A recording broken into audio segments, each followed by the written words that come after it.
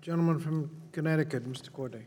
Thank you, Mr. Chairman. Thank you, Madam Speaker, for being here today. I just want to follow up on my colleague, Congresswoman Davis, regarding the OIG report on loan servicers.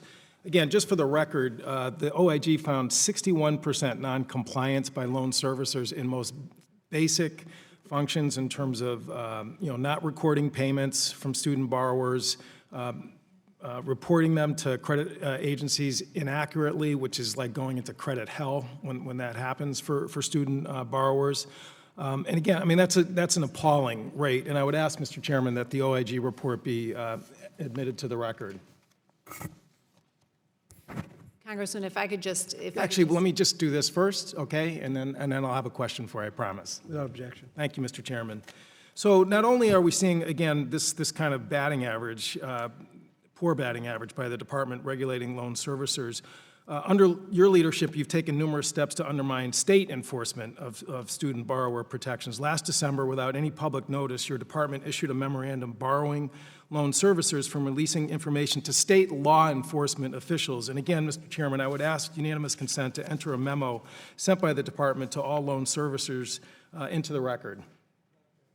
Thank you. So this memo has had the effect of undermining all state investigations into shady practices, as well as federal investigations by the Consumer Financial Protection Bureau into loan servicers. Brazenly, the department did not even publicly notice this memo, and it was only obtained because someone at the department leaked it.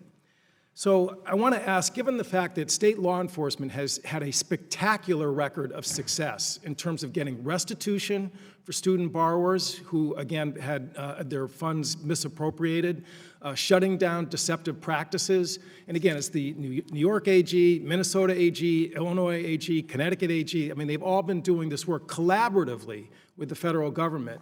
What is the rationale for the department to shut off that flow of information regarding student loan servicers, which has been standard operating procedure for decades?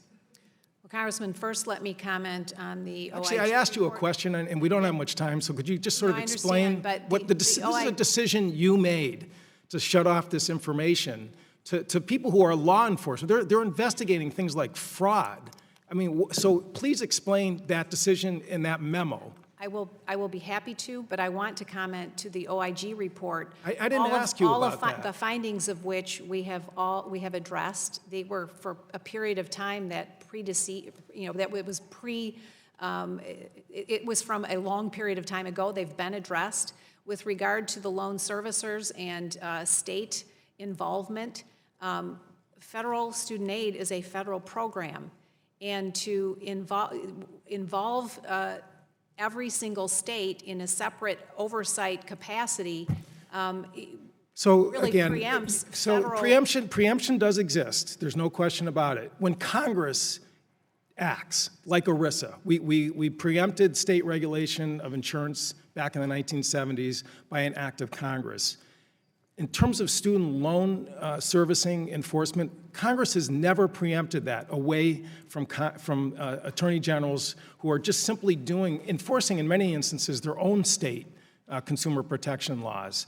So, again, that decision that you made, without giving even the courtesy of a notice and had to be sort of found out indirectly, again, is not certainly with the imprimatur of Congress.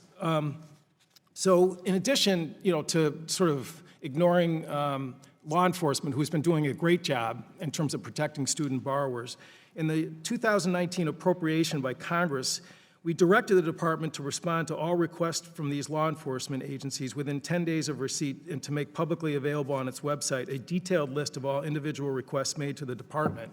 Again, to date, we've seen nothing from the department. This, again, was Congress directing your department to at least disclose those requests that you're refusing for people who, again, are just simply trying to enforce law. Congressman, we continue to take our responsibilities to student borrowers very seriously and continue to take the steps to ensure that the servicers are doing the jobs that they've been contracted to do. Well, again, you're certainly not working with us in terms of trying to at least let us see whether or not your, again, total unilateral decision is in fact resulting in good enforcement actions being stymied and stifled. And with that, again, I have other questions for the record regarding preemption of state student loan borrower laws, which will be entering into the record, Mr. Chairman. And with that, I'll yield back. Thank you. Gentleman